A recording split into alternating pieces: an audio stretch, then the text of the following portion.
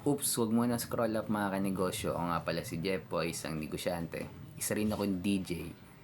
At meron na akong 10 taon na karanasan na pagkalugi sa pagninegosyo. Hindi ako vlogger, hindi ako influencer, isa po akong content creator. At ang topic natin ngayon tungkol sa focus in one sa pagninegosyo. Kare-kare mga kanegosyo, masarap na ulam yan.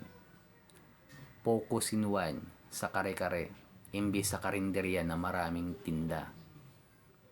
Ito, mga kanegosyo, kung nagsisimula ka magnegosyo, advantage mo na to kasi ito yung mga bagay na hindi ko alam nung nagsisimula ako magnegosyo. Kung may negosyo ka naman na, ito yung dahilan kung bakit, isa sa mga dahilan kung bakit nalulugi yung negosyo mo. Ito muna kwento mga kanegosyo. Way back 2015 mga kanegosyo, hindi ko pa alam yung focus in one, hindi ko pa alam yung market ng mayaman. Nagkataon mga kanegosyo na itayo ko yung sari-sari store ko, kung saan yung community na pinaglilingkuran ko, which is mga college student, ay merong pera. Kahit mag-mark up ako ng malaki, binibili pa rin ng mga customer ko dahil malupit naman yung serbisyo ko. Naitayo ko po yung sari-sari store ko mga kanegosyo sa TIP Cubao. Doon po ako graduate ng marketing management. Graduate po ako doon sa Technological Institute of the Philippines. Pang-anim, may 5 existing ng sari-sari store doon bago ako magtayo. Pang-anim ako mga kanegosyo. At sa 6 na yon, alam ko rin yung mga presyo ng paninda ng mga ng mga kalaban ko. Hindi ko naman sila literal na kalaban kasi kaibigan ko din yung mga may-ari doon. Alam ko din yung presyo nila is ako po yung talaga yung pinakamahal. Pero ako naman yung pinakamalupit na serbisyo sa lahat. Kasi tambayan po ng mga college student yung tindahan ko. Alam po ng mga customer ko yan before na mas mahal talaga ako. Eventually, nagsara din yung negosyo ko nung pandemic dahil isa ako sa mga naapektuhan nung pagsasara ng school dahil sa, ayun nga, sa pandemic, dahil karamihan ng mga school is online class, kaya karamihan ng mga malapit na negosyo sa school is puro nagsara. Isa na ako doon, kaya lagi kong sinishare yung sari-sari store kasi yun yung maraming knowledge tsaka learnings na tutunan ko. At sunod kong naging negosyo is barbecuean. Wala pa rin akong focus in one nun. Sunod, bilyaran. Pang-apat, rental, mga kanegosyo. At hanggang ngayon, nagdi-negosyo pa rin.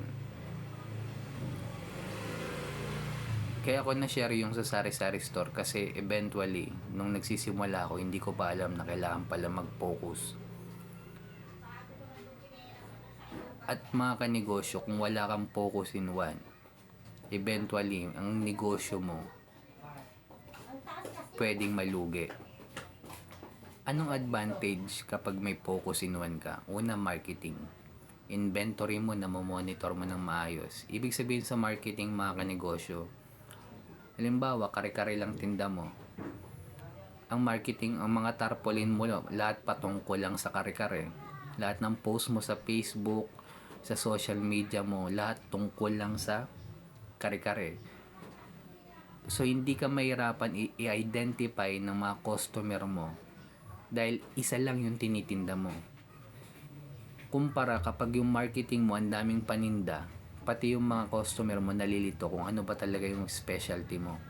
Pero kung yung marketing mo nakapokus lang sa kare-kare, nakapokus in one ka lang din sa paninda na kare-kare, pati marketing mo hindi ka mahihirapan. Kasi kare-kare lang yung pinopost mo at wala nang iba.